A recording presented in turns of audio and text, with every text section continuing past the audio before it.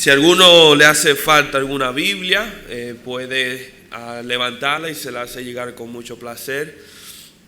Queremos darle la bienvenida a cualquier amigo, visitante que esté entre nosotros en esa mañana. Siéntase en su casa y esperamos que esa no sea la primera de muchas visitas.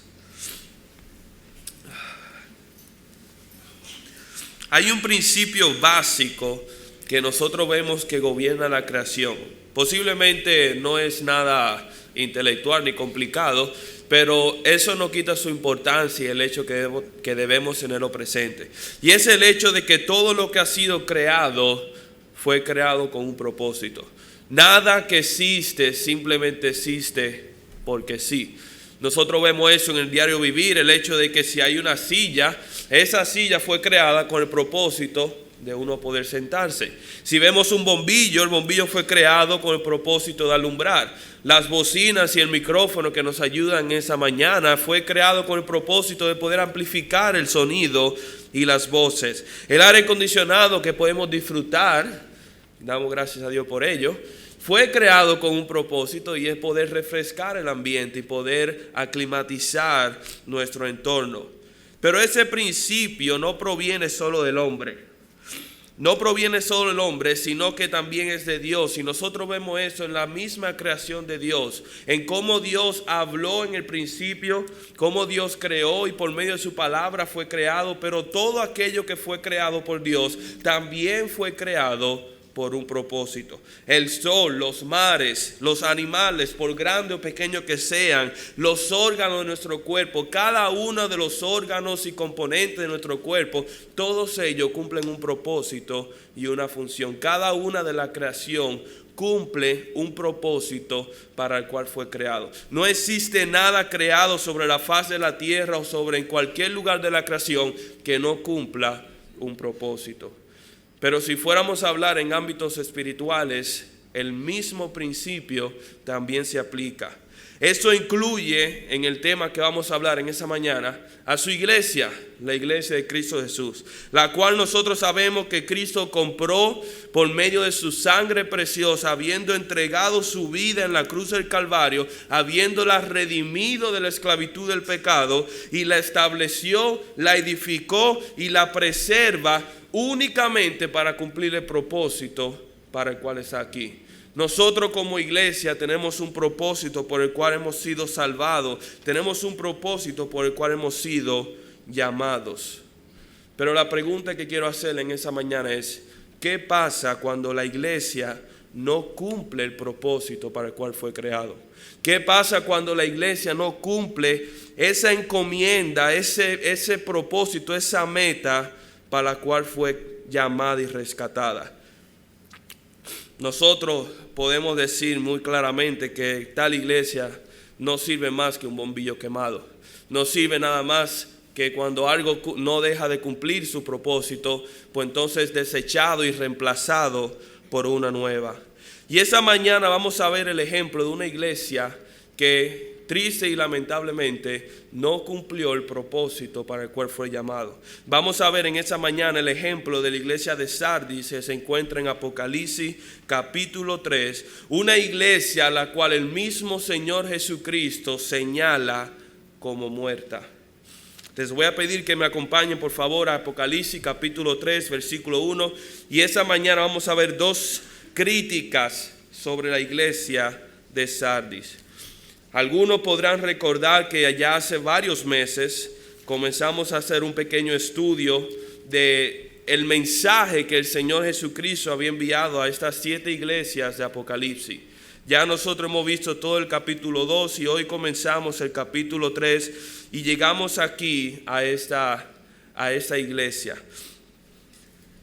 El título del mensaje para las personas que llevan anotaciones es Evaluaciones que trascienden el mensaje a la iglesia de Sardis.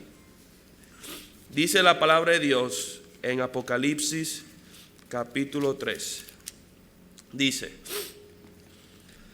escribe al ángel de la iglesia en Sardis, el que tiene los 7 espíritus de Dios y las 7 estrellas, dice esto: yo conozco tus obras, que tienes nombre de que vives y estás muerto.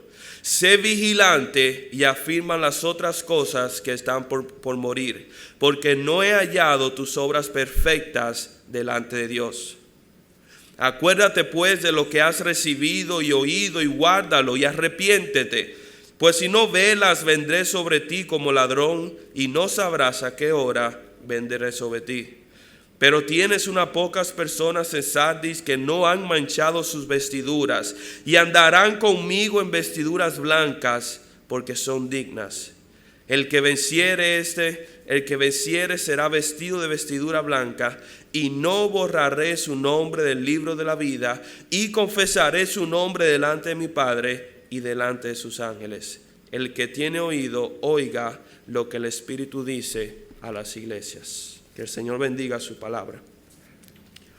Como bien le había dicho, nosotros habíamos comenzado este estudio que se titula Evaluaciones que trascienden, y para hacer un resumen rápido en qué consiste, nosotros vemos en el capítulo 2 y en el capítulo 3 un mensaje que el Señor mismo Jesucristo le envía a 7 iglesias contemporáneas, 7 iglesias que existían en aquel entonces, y a cada una tiene un mensaje específico. Él hace una evaluación, él rinde cuentas a la iglesia, él rinde cuentas a los pastores, a los ángeles de cada iglesia, como lo describe aquí, y hace una evaluación, y en base a esa evaluación hace crítica. Nosotros hemos visto en pasado que el Señor le da una encomendación o le da algo digno de aplaudir o un reconocimiento, pero al mismo tiempo también le señala áreas de debilidad que debe cambiar. Tristemente nosotros vemos en esta iglesia de Sardis que no hay palabras de elogio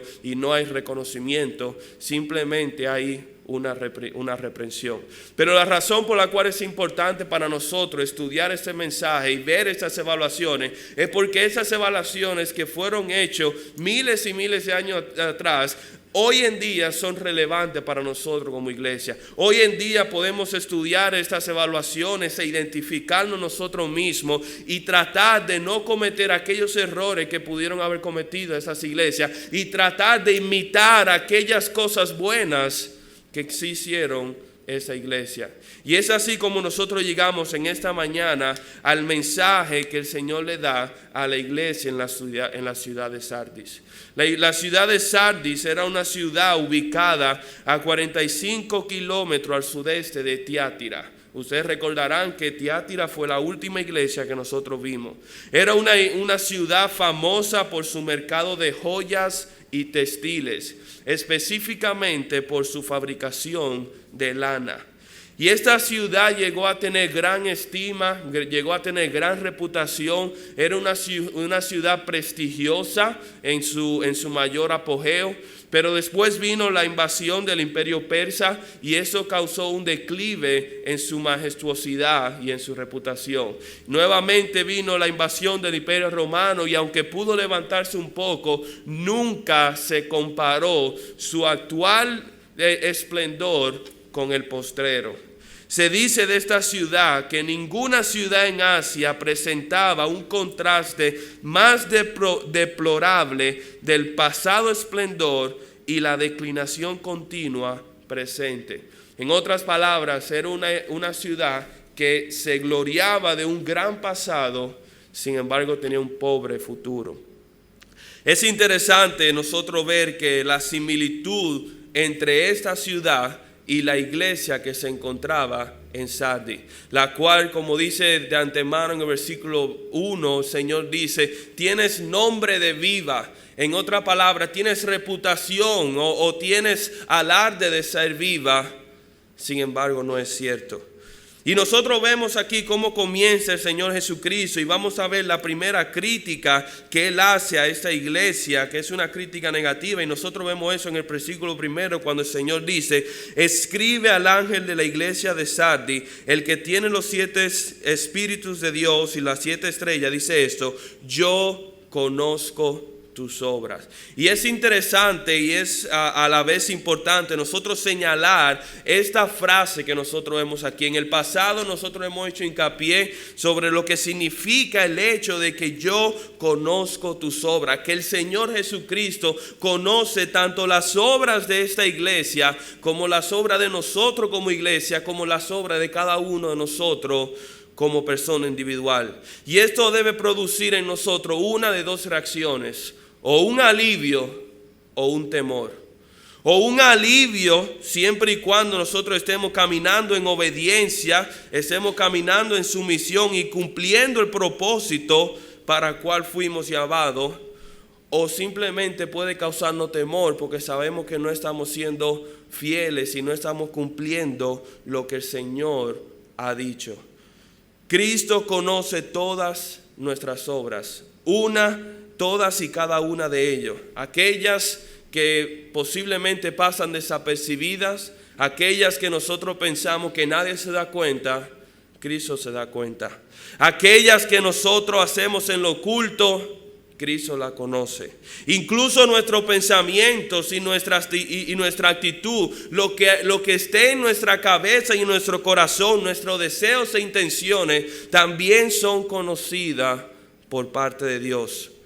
Y Él, que conoce todo, también juzga todo. Y nuevamente, dependiendo cómo estemos caminando con nuestro Señor, esto puede crear alivio y confort, sabiendo que nuestra obra no es en vano y que Dios la toma en cuenta.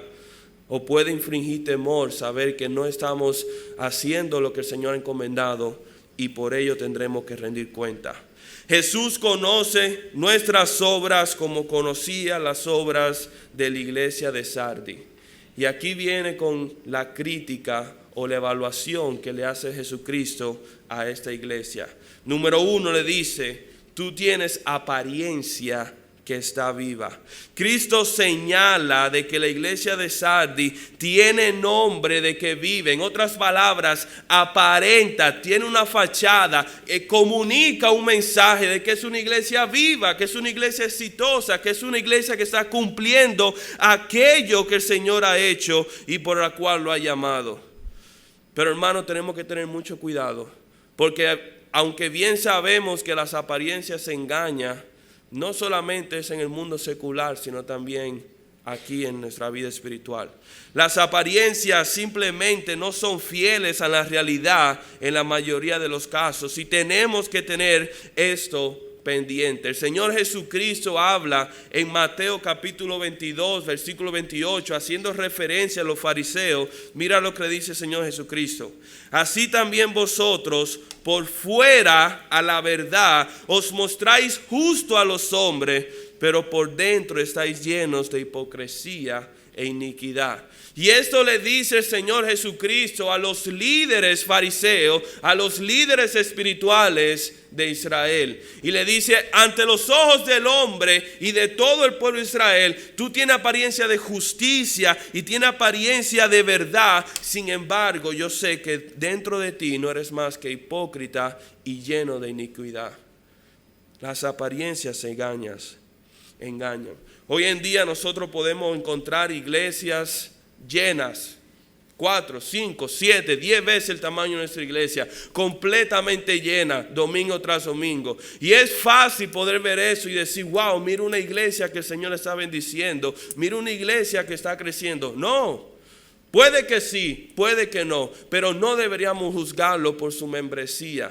Porque muy bien puede suceder lo contrario, que en aquella iglesia que pensamos que está siendo bendecida, puede ser el caso que Dios ni siquiera se encuentre en tal iglesia. Con relación a nosotros, hermanos, tenemos que preocuparnos más, no por las apariencias o por lo que dirían la gente, sino por lo que Dios piensa de nosotros. Tenemos que preocuparnos más, no con la persona que quisiéramos ser, sino con la persona que soy ahora actualmente, porque esa es la persona que el Señor ve y esa es la persona que el Señor juzga. Ciertamente la iglesia de Sardis pudo haber sido calificada entre sus pares y entre otras personas contemporáneas como una iglesia exitosa, pero para Dios no era el caso. Cuando Cristo mira a su iglesia, no la ve como viva, sino que al contrario, la ve por su realidad. Y esa realidad era una realidad de muerte.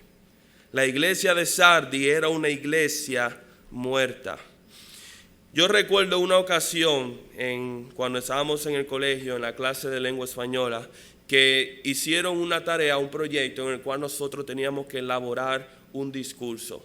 Y se nos dio la oportunidad de elegir el tema que nosotros quisiéramos, pero teníamos que obedecer las directrices y los principios de cómo elaborar un discurso. Y yo recuerdo que una de las pocas tareas que me esmeré en el colegio, yo sinceramente me propuse hacer el mejor discurso posible. El tema que elegí fue un tema apasionado, un tema que me cautivaba. Le invertí largas horas, invertí una gran cantidad de tiempo y esfuerzo en preparar este discurso. Y llegó el día de la presentación y me paré en frente de toda la clase y expuse el discurso. Y me sentí bien, me sentí contento, sentí que hice un buen trabajo, sentí que pude comunicarme libremente y sentí que pude hacer precisamente lo que yo quería lograr, hasta que recibí la nota. Ahí entonces, después de haber terminado el discurso, el profesor se paró y lo primero que dijo: ese discurso está desaprobado y devuelto. No me recibió el discurso, dijo que el tema que yo había elegido no era un tema relevante y que no fue bien estructurado. También él me dijo que no obedecía alguna de las reglas en la elaboración del discurso, lo cual eran ciertas. Pero yo recuerdo que lo primero que me vino a mi mente es: todo este trabajo en vano.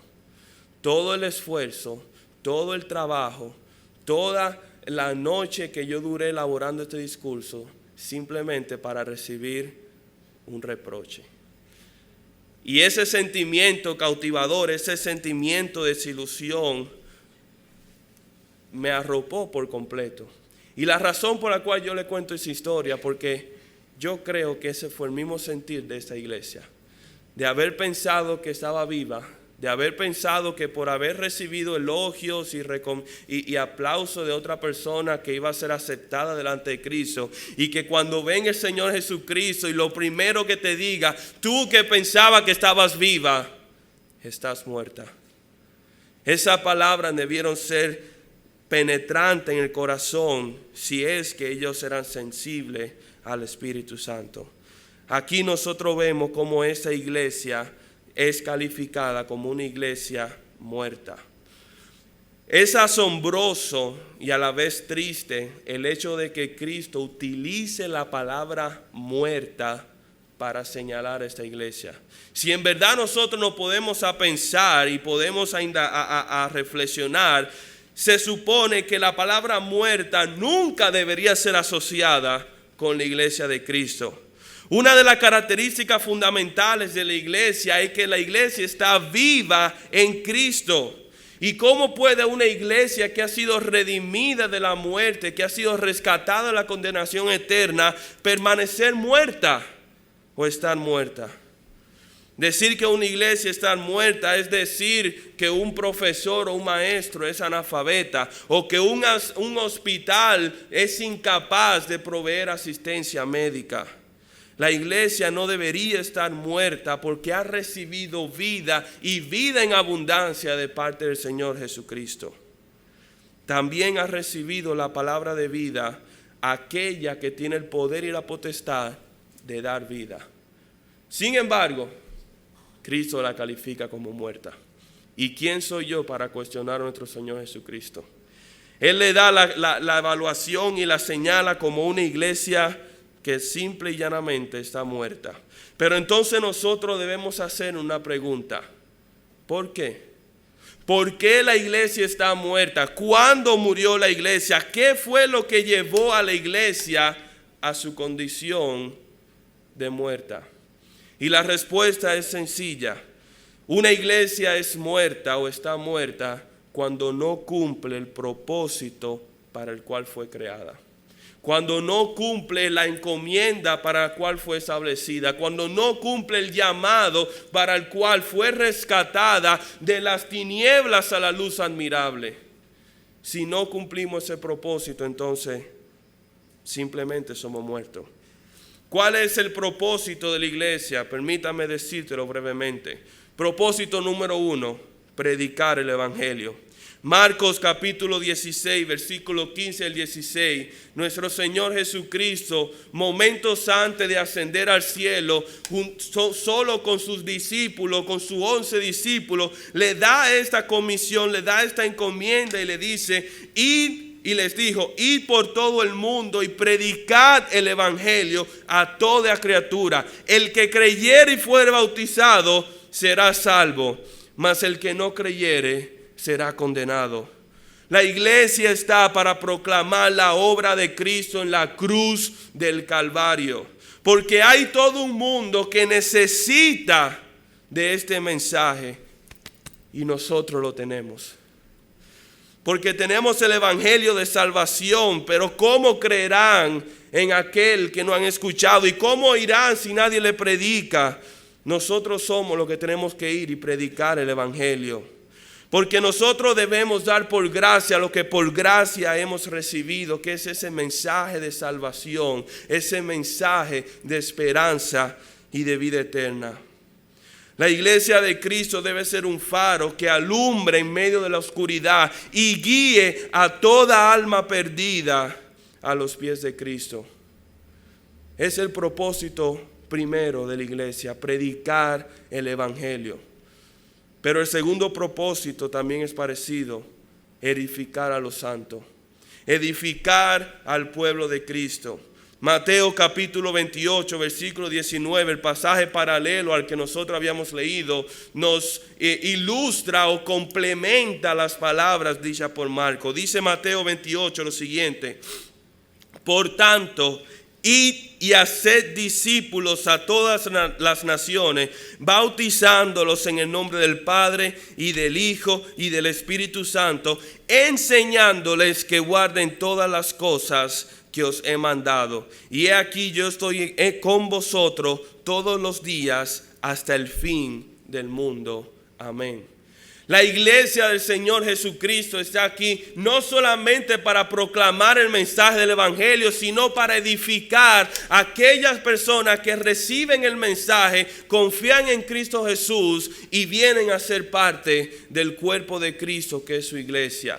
Nosotros tenemos la encomienda de edificar a estos hermanos, de edificar el pueblo de Cristo para que pueda cumplirse y pueda llegar a ser la imagen de Cristo aquí en la tierra. Que puedan obedecer y saber cómo honrar a aquel que les salvó. Para que puedan crecer y ser transformados a la imagen de Jesucristo. Para que podamos servirnos unos a otros, que es en el cuerpo de Cristo. Para que también llevemos muchos frutos, como dice en Juan, y haciendo esto nuestro Padre sea glorificado. La iglesia de Cristo debe ser una universidad donde la principal carrera se llama Cristo. Y nuestro diploma, nuestro reconocimiento debe ser simple y llanamente escuchar la palabra: bien, buen siervo fiel, sobre poco has sido fiel, sobre mucho te pondré. Entra en el gozo del Señor. Y como iglesia no podemos privar a nadie la oportunidad de convertirse en un siervo fiel para nuestro Señor. Pero tercero, yo quiero señalar que no solamente la iglesia existe para predicar el evangelio, no solamente existe para edificar a los santos, pero últimamente existe para glorificar el nombre de Dios. Predicando el evangelio, enseñando la palabra y enseñando la sana doctrina, haciendo eso nosotros glorificamos el nombre de Dios. Y mira cómo dice Efesios capítulo 5, versículo 25, un pasaje interesante, porque aquí Pablo le está hablando a la iglesia de Éfeso de cómo el marido debe entregarse a su esposa, y el ejemplo, el modelo, por así decirlo, la figura, el prototipo que debe imitar el marido, el hombre, tiene que ser a Cristo y el amor que tuvo por su iglesia. Y mira cómo dice aquí en Efesios capítulo 5, versículo 25. Fíjense lo que dice: maridos, amad a vuestras mujeres, así como Cristo amó a la iglesia y se entregó a sí mismo por ella, para santificarla, habiéndola purificado en el lavamiento del agua por la palabra, a fin de presentarla a sí mismo una iglesia gloriosa, que no tuviese mancha, ni arruga, ni cosa semejante, sino que fuese santa y sin mancha. Para presentársela a sí mismo, para que nosotros seamos una iglesia, una novia digna de nuestro Señor Jesucristo, sin pecado, sin culpa, sin mancha, habiendo sido santificado por la palabra. Una iglesia que exalte el nombre de Cristo por la forma en como nosotros vivimos en santidad. Gloriosa, porque su gloria no está en ella, sino en Cristo, quien la salvó. La iglesia de Cristo debe ser una vitrina cuyo único propósito es exhibir los méritos de Cristo, los logros de Cristo y la persona de Cristo. Dios tenga misericordia de tal iglesia que no cumpla su propósito, porque para esto fuimos llamados. Para esto fuimos establecidos aquí en la tierra, para esto hemos sido nutridos y para esto hemos sido encomendados para cumplir el propósito de nuestro Señor.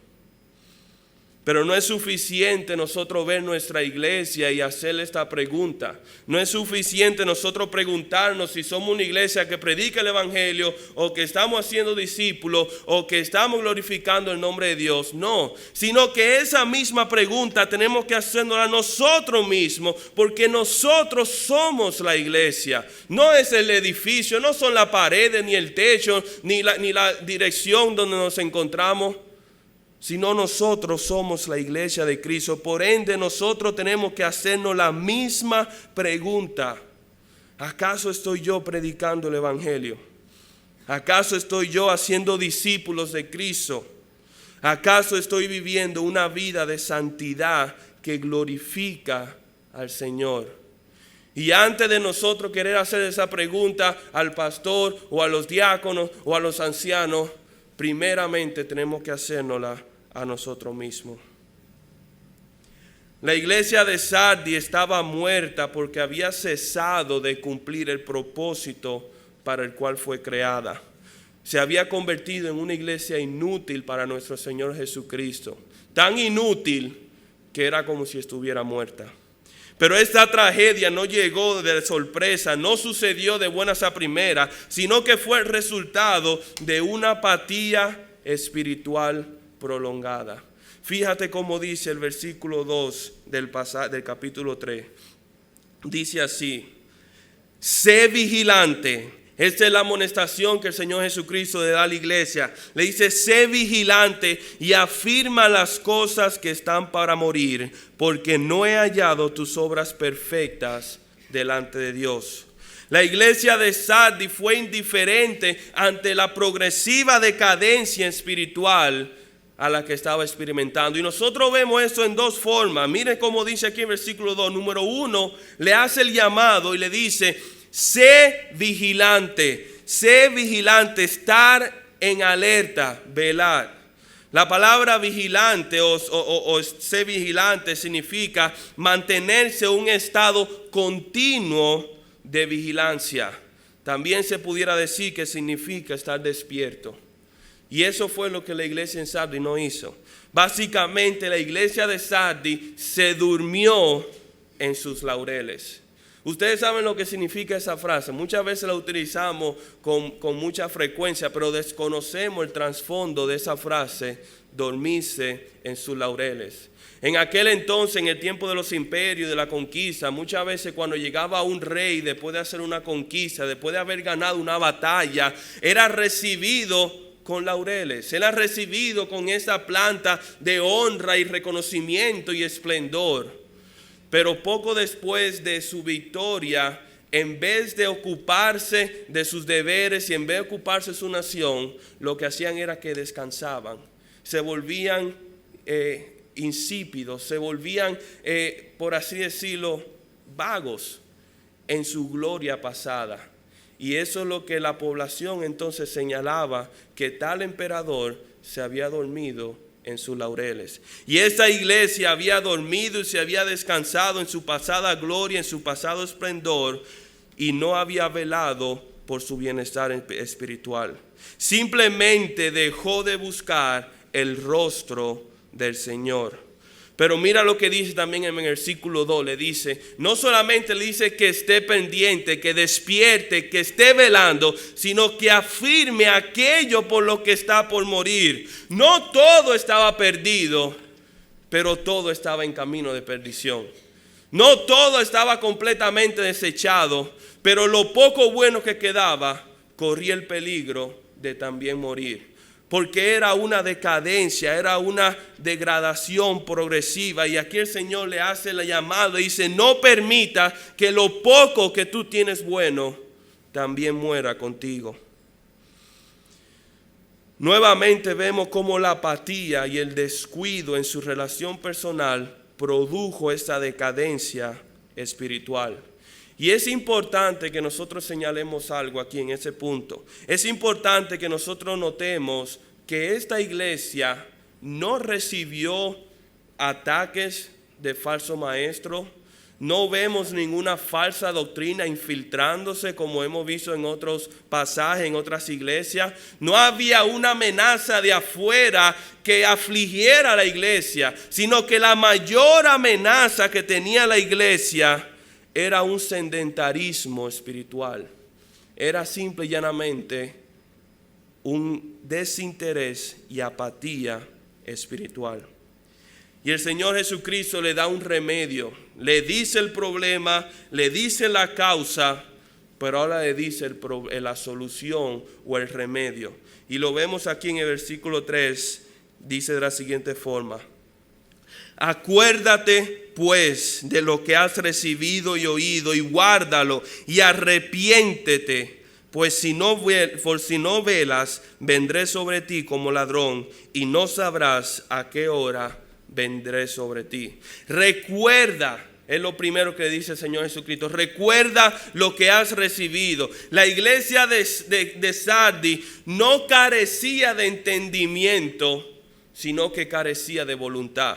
Ellos conocían el camino de regreso al Señor. Ellos conocían cuáles eran los pasos que tenían que tomar para regresar al Señor, pero no lograban encontrar la voluntad, no lograban encontrar el deseo de hacerlo. Y yo creo que todos nosotros nos hemos sentido de esa forma en algún momento de nuestra vida, en el cual sabemos que estamos caminando mal, sabemos que no estamos agradando al Señor, sabemos cómo enmendar nuestro camino, sabemos cómo regresar a Cristo, pero simple y llanamente no encontramos el deseo o la motivación para hacerlo. Es más fácil dejarnos llevar por nuestra melancolía espiritual que lidiar con nuestra propia apatía. Y la razón es que simple y llanamente ese deseo que tú estás esperando que nazca de ti, no va a nacer de ti porque no se encuentra en ti. Somos pecadores que deseamos alejarnos del Señor. Pero ese deseo solamente se encuentra en Cristo y en su palabra. Y por ahí entonces que debemos comenzar. Si en algún momento nos encontramos en esa situación, tenemos que comenzar buscando a Cristo en su palabra. Le dice que recuerde, que se acuerde de lo que había escuchado y lo que había aprendido, pero también le dice que lo guarde, que lo aplique, que las verdades que ellos tienen en su cabeza puedan descender a su corazón y puedan encontrar cabida en sus vidas. Y también le dice que se arrepienta, que procure el perdón del Señor, que venga arrepentido delante del Señor, reconociendo su falta, reconociendo su pecado, confesando que ha estado en desobediencia y en rebeldía en contra del Señor, pero que también cambie su camino. Porque la marca de un verdadero arrepentimiento es un cambio de dirección, es un cambio de actitud. Y no solamente que confiese su pecado, sino que cambie la dirección y el curso de su vida. Y el Señor le hace una advertencia. Le dice, de lo contrario, vendré hacia ti. De lo contrario, vendré como ladrón. Y lo que significa esa porción simple y llanamente es que aquella iglesia que no está funcionando será desechada. Y no va a perder su salvación si es que verdaderamente fueron salvos. Pero Dios va a quitarle el candelabro. Dios le quitará la oportunidad de cumplir el propósito para el cual fuimos llamados. Pensando en ese pasaje, el Espíritu Santo trajo a memoria un pasaje que se encuentra en Ezequiel capítulo 37. Yo quiero que vayan conmigo, por favor. Ezequiel capítulo 37, un pasaje que algunos pueden conocer, que es el valle de los huesos. Y voy a leer este capítulo y después le voy a explicar la razón por la cual es importante. Ezequiel capítulo 37, versículo 1, dice así. La mano de Jehová vino sobre mí. Voy a esperar, creo que algunos no lo encuentran todavía. Ezequiel capítulo 37, después de Jeremías. No es un libro que se busque muy a menudo. Dice así la palabra. La mano de Jehová vino sobre mí y me llevó en el espíritu de Jehová y me puso en medio de un valle que estaba lleno de huesos y me hizo pasar cerca de ellos por todo en derredor. Y he aquí que eran muchísimos sobre la faz del campo y por cierto secos en gran manera. Y me dijo, hijo de hombre, ¿vivirán estos huesos? Y dije, Señor Jehová, tú lo sabes. Me dijo entonces, profetiza sobre estos huesos y dile, huesos secos, oíd la palabra de Jehová.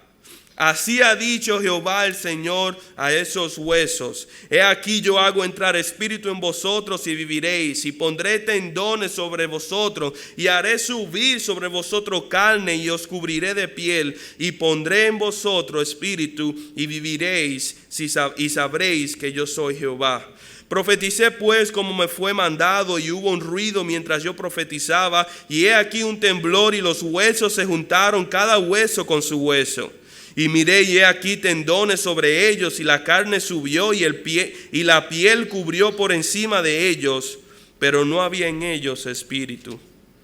Y me dijo, profetiza al espíritu, profetiza, hijo de hombre, y di al espíritu, así ha dicho Jehová el Señor, espíritu, ven de los cuatro vientos y sopla sobre estos muertos y vivirán. Y profeticé como me había mandado, y entró espíritu en ellos y vivieron, y estuvieron sobre sus pies un ejército grande en extremo. Me dijo luego, hijo de hombre, todos estos huesos son la casa de Israel. He aquí ellos dicen, nuestros huesos se secaron y perecieron nuestra esperanza y somos del todo destruidos. Por tanto profetiza y diles, así ha dicho Jehová el Señor, he aquí yo abro vuestros sepulcros, pueblo mío, y os haré subir de vuestras sepulturas y os traeré a la tierra de Israel. Y sabréis que yo soy Jehová cuando abra vuestros sepulcros y os saque de vuestro sepulcro, pueblo mío. Y pondré mi espíritu en vosotros y viviréis, y os haré reposar sobre vuestra tierra. Y sabréis que yo Jehová hablé y yo hice, dice Jehová. Aquí nosotros vemos un pasaje hermosísimo donde viene el profeta Ezequiel y es llevado a un valle donde se encuentra una gran cantidad de huesos, y la palabra es específica cuando recalca que estaban bien secos. En otra palabra, estaban lo más muertos que podían estar, completamente muertos, no cabía duda. Sin embargo, el Señor le da palabra a Ezequiel para que él profetice. Y Ezequiel profetiza, proclama exactamente la palabra que recibió de Dios. Y cuando él habló, los huesos cobraron vida. Pero no solamente cobraron vida, sino que le faltaba algo, y era espíritu. Y nuevamente Ezequiel profetizó la palabra de Jehová tal y como él la recibió. Y el Espíritu de Dios vino y dio vida a estos huesos. Vino y dio vida a estos cuerpos. Y puso el Espíritu de Jehová en ellos. ¿Por qué yo hago esta salvedad? Porque todos nosotros una vez fuimos como esos huesos. Nacimos en nuestra muerte espiritual, lo más muerte que podíamos es encontrarnos. Y solamente cuando escuchamos la palabra del Evangelio, cuando escuchamos la palabra del Señor y cuando recibimos su Santo Espíritu, nuestros huesos espirituales cobraron vida y vinimos a ser seres con vida y vida eterna. Pero solamente a través de la proclamación de su palabra y de la llenura de su Santo Espíritu. Y si algún momento nosotros encontramos como la iglesia en Sardis, y lo que la iglesia de Sardis necesitaba más que otra cosa era la palabra de Dios y el Espíritu Santo que volviera, que habitara, pero que le llenase y que fueran llenos del Espíritu Santo y entonces pudieran volver a ser vivos. La iglesia de Sardis es un triste ejemplo de lo que sucede cuando una iglesia, la iglesia de Cristo, deja de buscar a Cristo. Pero no todo está perdido. A pesar de todo, Dios había preservado un remanente. Y ya estamos terminando, pero voy a pedir que me lean o que me acompañen en la lectura del versículo 4 nuevamente del capítulo 3 de Apocalipsis.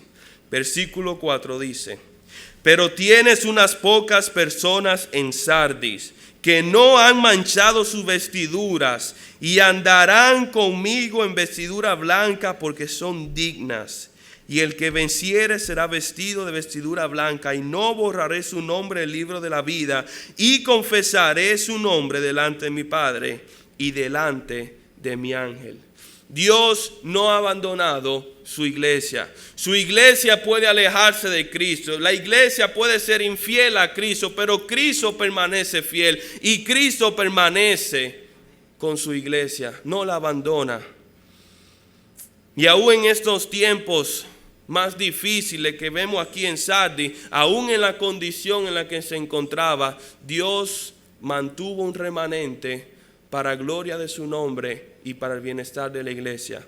Y nosotros vemos a través de la historia que en tiempos difíciles de oscuridad espiritual, Dios ha levantado hombres y mujeres fieles a Él y a su palabra para encaminar a su pueblo de regreso a Dios, a Cristo.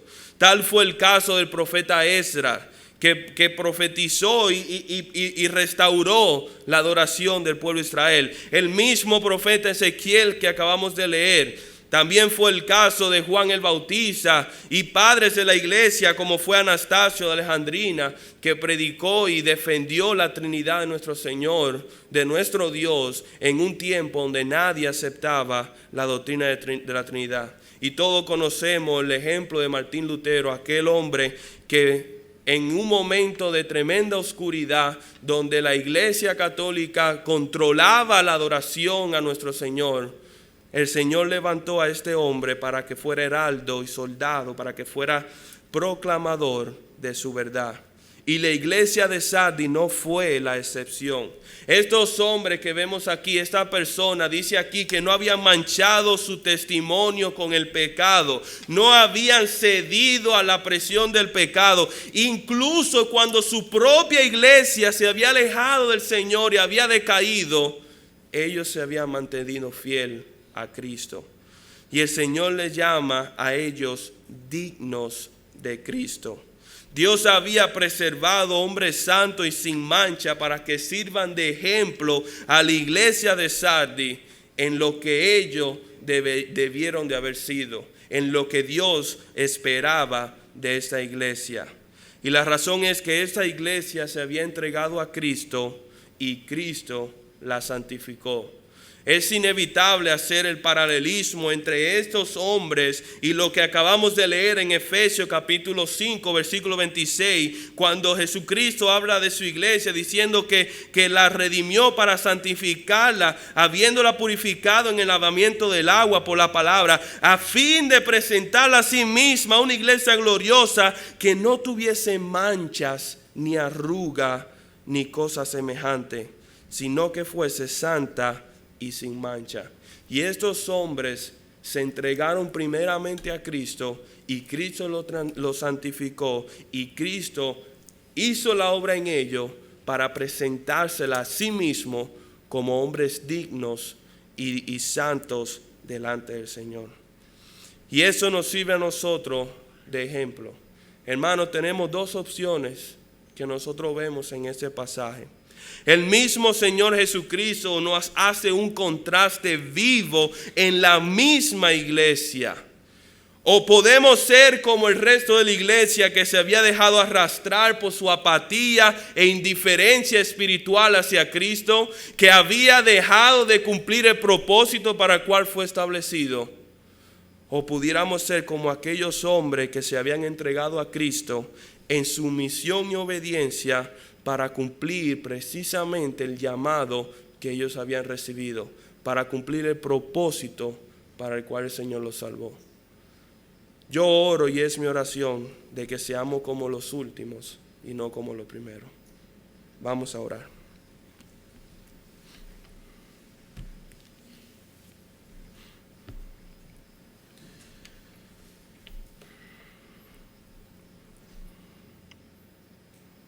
Padre, perdónanos. Perdónanos porque en repetidas ocasiones yo personalmente, Señor, no he cumplido el propósito para el cual tú me has llamado. Yo en lo personal no he vivido de una forma digna de ti. Padre, permítenos que tu Santo Espíritu siempre esté derramado sobre nosotros, que nos llene, Señor. Que tú nos preserves, Señor, como tú dices en tu palabra, sin mancha, sin pecado, sin arruga, sin defecto, Señor, santa y pura, con vestidura blanca, Señor, delante de ti. Rogamos, Señor, para que tu Santo Espíritu no nos permita caer en apatía y no nos permita, Señor, caer en el camino de la muerte. Padre, yo te ruego, si hay algún hermano mío en esa mañana que se puede identificar con la condición espiritual de la iglesia de Sardis, para que tú cautives su corazón, Señor, y para que tú produzcas en él una convicción que hasta que no venga y se arrepienta y venga derramando su espíritu delante de ti, Padre, que tú no le des tranquilidad, que tú no le des paz. Padre, yo te pido para que tú santifiques a tu iglesia, nos santifique a nosotros, para que podamos ser una iglesia gloriosa, Señor, que honre tu sacrificio y que sea una novia digna de nuestro Señor Jesucristo. Padre, te pedimos tu ayuda, porque por nosotros no podemos hacerlo. En el nombre de Jesús, amén.